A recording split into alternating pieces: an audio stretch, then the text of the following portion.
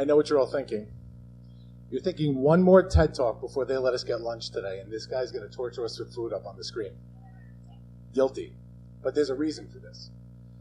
Now, we're going to take a little trip together today. And I'm reluctant to call it a journey because I, too, am starving, and I can't wait for lunch, and journey really makes it seem like we're going to be here for a while. So we'll call it a trip. So we're going to take a little trip together today, and this trip is going to be about changing the way that we think in order to change the way that we live. And we're going to be talking a lot about this guy right here.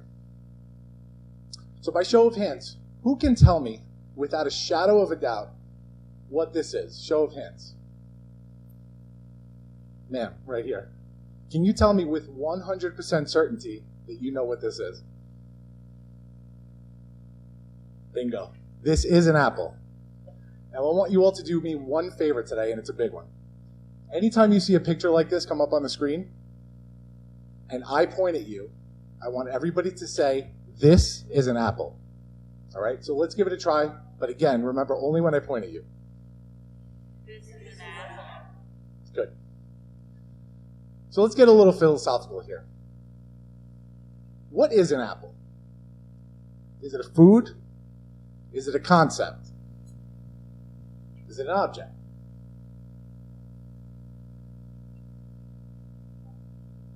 We don't know, right? This is an apple. This is an apple.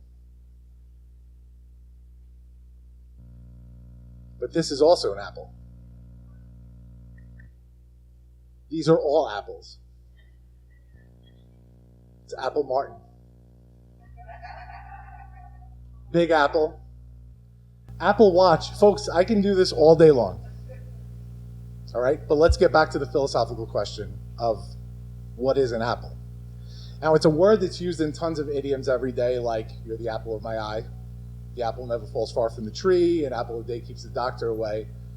And my favorite, he's a bad apple. And that brings up a good point, because we love labeling things, don't we? Like, we love labeling things.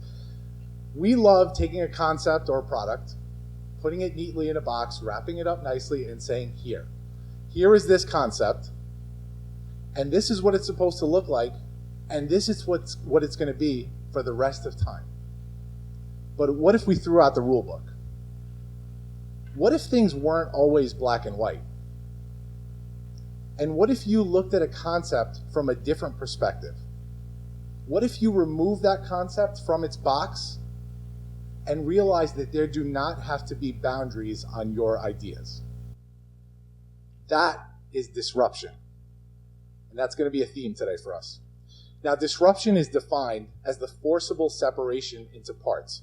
But in the business sense of the word, disruption is a radical change in strategy that creates the introduction of a new product. And that part of disruption, that's innovation. So in a way, disruption begets innovation.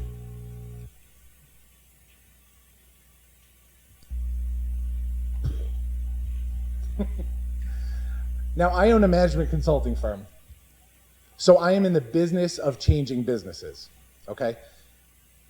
Business owners, executive managers, they come to me and they ask for help with strategies that will change the course of their business. And my process is pretty simple. We take a step back, we look at the business from the outside in, we communicate, we set goals, and then we ask ourselves, what are we missing? What is it that will help us to attain our goals? And that's usually when it happens. The secret key emerges. Now, the secret key is a concept that I came up with a long time ago for the key employee in a company that has yet to come out of his or her cocoon and emerge as an influencer or a change maker in that company. Now, this employee, they usually have a totally different perspective on the company than the owners do, but they're often overlooked because, well, it's a secret, right? Secret key. So my job as a consultant on a client engagement is partly strategist, partly therapist, partly mediator, but the bulk of the heavy lifting that I do comes in the form of inspiration. Now, I often refer to myself as an outsourced CIO, or a Chief Inspiration Officer. Look, nobody knows your idea, your business, or your concept as well as you do.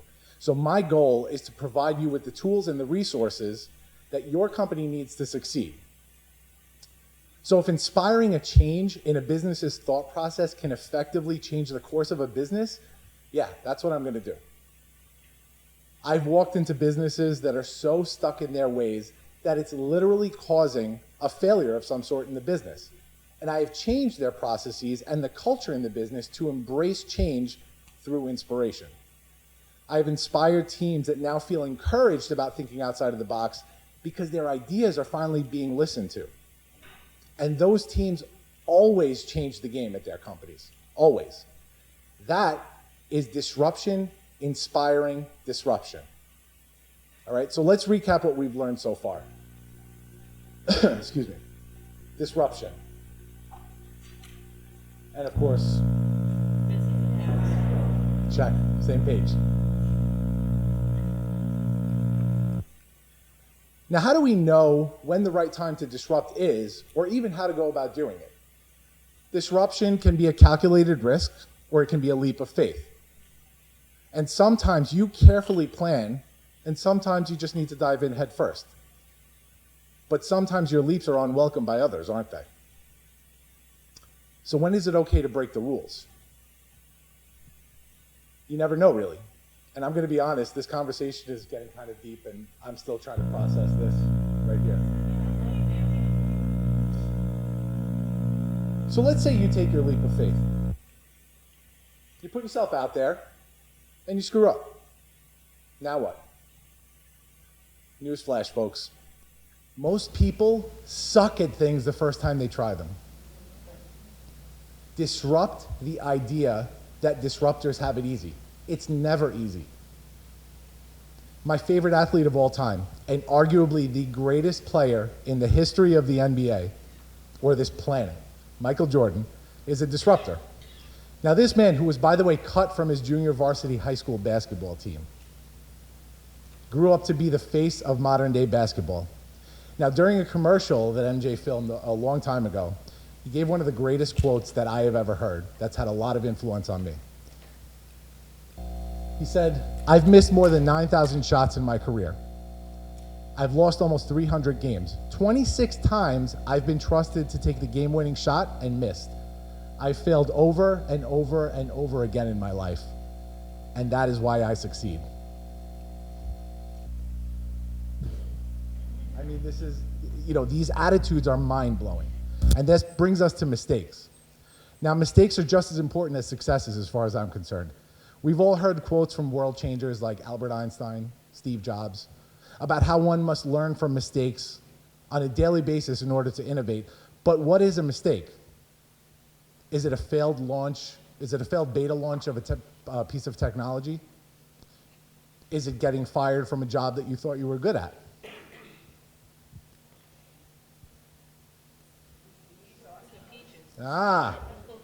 These are peaches. This is an apple. And you called a peach an apple because you were programmed for the last few minutes to expect that apple. And that's what labels do. And you all just made a mistake, right? But it's okay. Don't worry. It's okay because we're about to disrupt the concept of mistakes. So from now on, mistake equals practice. Everybody say it. Mistake equals practice. Right. And we just willed that change into existence by opening up our minds and removing labels and stigmas associated with mistakes. And guess what? The rule police is nowhere to be found, guys. Now, I can't give you the recipe for successful disruption. And sadly, there's no secret sauce that you add to innovation that will give you unopposed disruption. But what I can give you is hope. The hope that if you put your all into it, if you care about something so much that you passionately disrupt the rules in an effort to positively change an idea, then you will innovate. You will rise. You might change the world, but you will definitely be unstoppable. Now, I want to talk to you about an innovator/disruptor that I know very well, and this example is going to help bridge the gap between a lot of the things that we've gone over, like disruption. Disruption begets innovation, and mistake equals practice. And of course, good, back on the same page. This poor child, one Christmas in the early 80s, had a mother and an aunt who were apparently so bored that they dressed him up in his mom's fur coat, put makeup on him, sat him in a circa 70s, 80s plastic-covered armchair, and took photos of him for what I can only imagine will be used for blackmail at some point in his life. Now, it wasn't easy by any stretch of the imagination. Two blue-collar parents that worked their butts off to put food on the table and a roof over his head in their apartment in Queens, New York. They worked hard enough to eventually move him to a town in Long Island called Farmingdale, a town that later became one of the great loves of his life. He developed a strong work ethic, and he carried that through his professional career. But man, what a pain in the ass this guy was. He went the usual route: college, job, marriage, kids. And throughout all those good things, he made mistake after mistake after mistake, both personally and professionally. He continued on, honing his skills, working his way up the ladder. But when he got to the top of the ladder, his ego grew to a size that no apple on this screen could possibly compare to. So I'm going to refrain from showing you another picture of an apple, but I'm going to show you this instead. Now, in the cheap seats back there, in case you can't see it, that's 2 beers in one hand. That's what we call, affectionately, a double fister. And what may possibly be the first ever duck lips photo in known history. Now, this guy's not even a big drinker, but he thought that this photo deserved just an extra dose of schmuck. That's why he had the 2 beers in his hand. I'm going to skip past the bad parts here. Divorced, jobless, depressed. A shell of who he had planned to be. Now, at this point, you've probably noticed that I've been referring to myself as he and that guy. That's because that wasn't me. I don't know this guy. That was a whole other guy. A guy that fell so far from the path that he had always imagined himself to go on, that one day he realized that his potential future was all in his imagination. And he did nothing to make it a reality. Now enter the disruption. Because my point today is to not only broaden your mind on how you look at physical things like apples, but also to broaden your mind on the idea that disruption is limited to industries. As long as we have good intentions, we have the right to disrupt anything. And that includes ourselves and our self-image. I decided that this was going to be the end of selfishness for me, and that I needed to do better. I needed to actively change myself before the circumstances around me would change. And I think before this point in my life, I was mad at the world. But it's not like I didn't like the world. I just realized that I didn't like my place in the world. My focus on home life and my kids began to heal the wounds inside of me, and I started to feel like myself again. So the disruption was really working its magic. When I founded my company, Launchpad 516, and I got my creative and professional juices flowing again, it was like this missing piece of me had found its way back and made me whole again. So since I disrupted my own circumstances, I decided that my company would do the same for others. And this time it wasn't about money, because that was the problem the first time. My company would be here for the purpose of helping other companies. I wanted my mistakes to show people that they do not have to be defined by their past, but they must learn from their past. I wanted businesses that made lots of mistakes to become my clients so that they could see those mistakes as practice and eventually turn them into strengths as opposed to weaknesses. I wanted my disruption to become their innovation, because years of being an unhealthy disruptor means that I had way too much practice and no time to waste. So I'm going to ask you guys one last time, and I promise that this isn't a trick question. What is this? Exactly. This is an apple. And the goal of this talk wasn't to change your perspective on this apple. It was to open your mind. Now, this is most definitely an apple. But that doesn't mean that an apple most definitely has to be this. Broaden your mind. Throw out the rule book. If you're not ready to disrupt an industry, then start by disrupting yourself. Change the world, or at least make the biggest impact on it that you possibly can. And that's an idea worth spreading. Thank you.